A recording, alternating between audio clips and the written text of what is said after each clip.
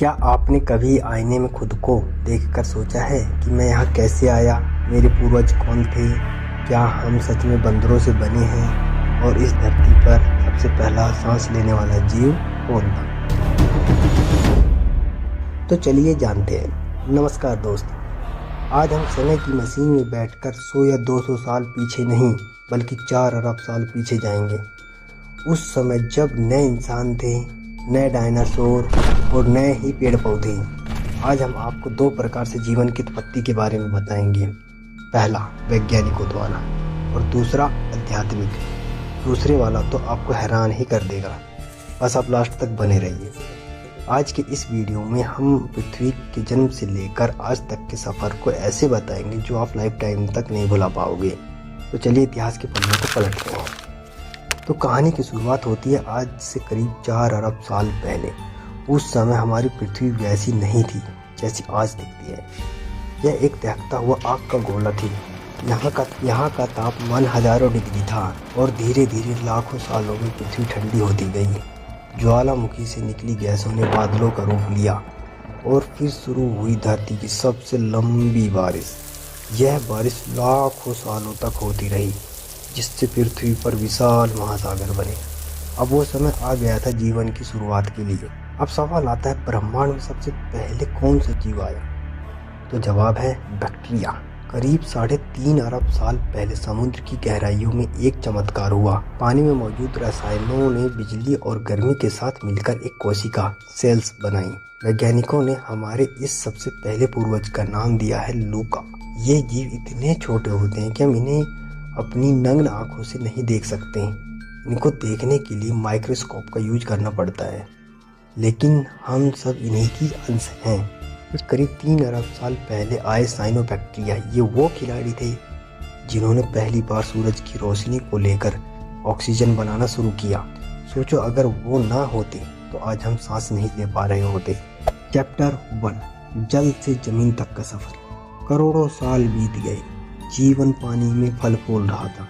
फिर कुछ मछलियों ने हिम्मत की और पानी से बाहर जमीन पर आए।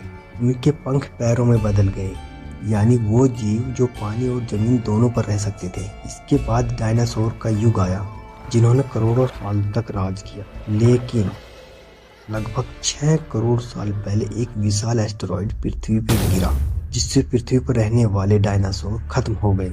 डायनासोर के जाने के बाद मौका मिला छोटे स्तनधारी जीवों को।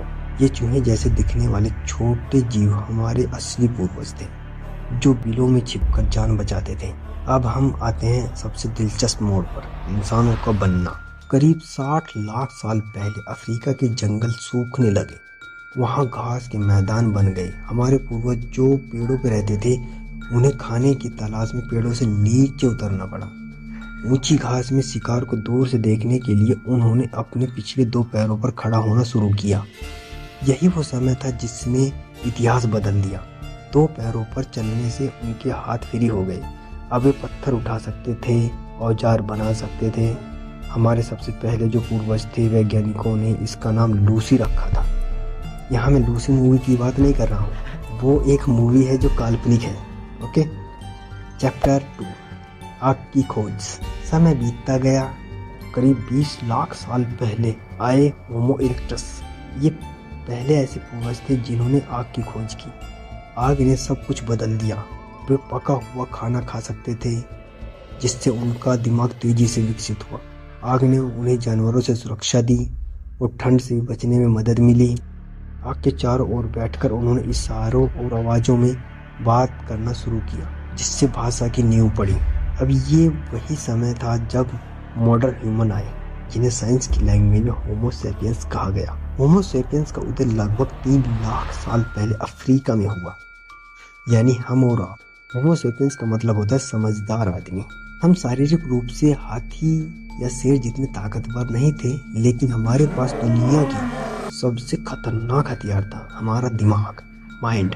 हमने मिलजुल कर रहना सीखा, बड़े जानवरों का शिकार किया, खेती की शुरुआत की और बस्तियां बसाई।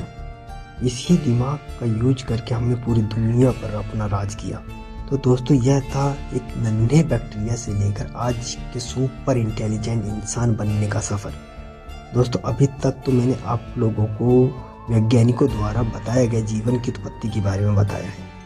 अब इसी का पार्ट 2 बता दो, आध्यात्मिक। दोस्तों इसको सबसे पहले मैं आपको एक एग्जाम्पल से समझाता हूँ। मान लीजिए आपको रास्ते में एक अनोखी घड़ी मिली जो चल रही है। उसको देखकर यही लगेगा कि इसको किसी ने बहुत बारीकी से डिजाइन किया है। ये बिल्कुल नहीं सोच सकते कि इसकी उत्पत्ति हुई है।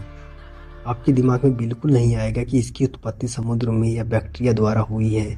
आपका प्रेजेंस ऑफ माइंड यही कहेगा कि इसको किसी ने बनाया है। दोस्तों कुछ वैज्ञानिक कहकर चले गए हैं कि ये जो इंसान हैं ये बंदरों की प्रजाति हैं, बंदरों से इंसान बने हैं। तो मुझे ये बताओ कि आज की डेट में जो बंदर हैं वो इंसान क्यों नहीं बन रहे हैं। लगभग 7000 वर्षों से जो बंदर हैं वो बंदर ही हैं और जो इंसान है वो इंसान ही हैं। तो इसलिए मेरा मानना है कि इंसानों को ईश्वर ने बनाया है। इसी का दूसरा कारण, क्या आपने कभी सोचा है कि हमारे शरीर का एकमात्र अंग टेस्टिस या वर्षण बाहर क्यों है?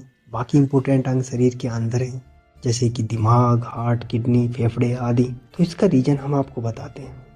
हमारे शरीर का जो नॉर्मल टेम्परेचर होता है वो 98.6 फ़ारेनहाइट होता है, जबकि हमारे जो टेस्टिस होते हैं उनके अंदर स्पर्म बनता है, उनको 93.2 फ़ारेनहाइट का टेम्परेचर चाहिए।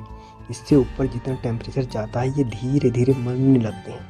तो कहने का मतलब ये है कि ये अंग भी शरीर के अंदर होता तो हमारे अंदर कभी स्पर्म बन ही ना पाता और ना ही हम कभी फादर बन सकते थे, क्योंकि शरीर का जो टेम्परेचर है उसमें स्पर्म सर्वाइव नहीं कर सकते, वे नष्ट हो जाएंगे इतने हाई टेम्परेचर में। तो दोस्तों अब आप लोग ही बताओ, हमारे शरीर का एक ही अंग बाहर क्यों है? ये कोई कोइंसिडेंट नहीं है। इसको ईश्वर ने बहुत तसल्ली से हमारे शरीर को डिजाइन किया है। हमारी आंखें कहाँ होनी चाहिए, कान, नाक, पेनिस एटसेट्रा। तीसरा कारण जो बहुत मुख्य है दोस्तों, आज के आधुनिक युग में आप लोगों को पता है कि जहाँ साइंटिस्ट IVF के द्वारा बच्चा पैदा करके भले ही अपनी पीठ थपथपा रहे हो, लेकिन आज से लगभग 5000 साल पहले ही हमारे ऋषि मुनि यह प्रक्रिया कर चुके हैं। मैं आपको इसके बारे में कथा सुनाता हूँ जो कि सच है। आप कहीं भी सर्च कर लेना, गूगल जेमिनी से, डीपसीक से, कहीं से भी कंफर्म कर लेना। तो दोस्तों यह बात है महाभारत काल की, जब महर्षि वेदव्यास हस्तिनापुर गए थे तो उनकी सेवा गंधारी ने बहुत की, जिससे महर्षि वेदव्यास जी प्रसन्न होकर उन्हें 100 बलशाली पुत्रों का आशीर्वाद दिया। लेकिन लगभग 2 साल हो चुके थे उन्हें गर्भ धारण किए, लेकिन उन्हें एक भी पुत्र उत्पन्न नहीं हुआ। तो उसने गुस्से में अपने ही पेट पर प्रहार किया कि 2 साल हो गए, एक भी पुत्र नहीं हुआ। जब गुस्से में उसने अपने ही पेट पर प्रहार कर लिया तो उसके पेट से एक मांस का टुकड़ा निकला। तो उसने उस टुकड़े को बाहर फेंकने के लिए बोला। तभी वहां पर महर्षि वेदव्यास जी प्रकट हो जाते हैं। वे कहते हैं इसको मत फेंको, मुझे दे दो। उसके बाद महर्षि वेदव्यास जी लेकर अपने घर चले जाते हैं। उस टुकड़े को सबसे पहले ठंडे पानी से धोते हैं। जब वह ठंडा पानी से धो रहे होते हैं तभी उसके 101 टुकड़े हो जाते हैं। महर्षि वेदव्यास जी 101 घड़े मंगाते हैं। उन घड़ों में घी डालते हैं और कुछ जड़ी बूटियां लाकर डालते हैं। सभी घड़ों में मांस का एक एक टुकड़ा डाल देते हैं और उसके बाद उनको बंद कर देते हैं। फिर लगभग 2 साल बाद उन घड़ों में से सबसे पहले दुर्योधन नाम के एक व्यक्ति का जन्म होता है और बाकी 99 व्यक्ति भी जन्म लेते हैं। उनमें से एक लड़की होती है जिसका नाम दुशाला होती है। तो दोस्तों यह सब कहानी बताने का यही तात्पर्य है कि गॉड जो है एग्जिस्ट करते हैं और उन्होंने हमें जन्म दिया है, उन्होंने ही हमें डिजाइन किया है, उन्होंने ही बनाया है। हम कोई जलीय जीव नहीं हैं, हम किसी बैक्टीरिया द्वारा नहीं बने हैं। आपको यह सफ़र कैसा लगा?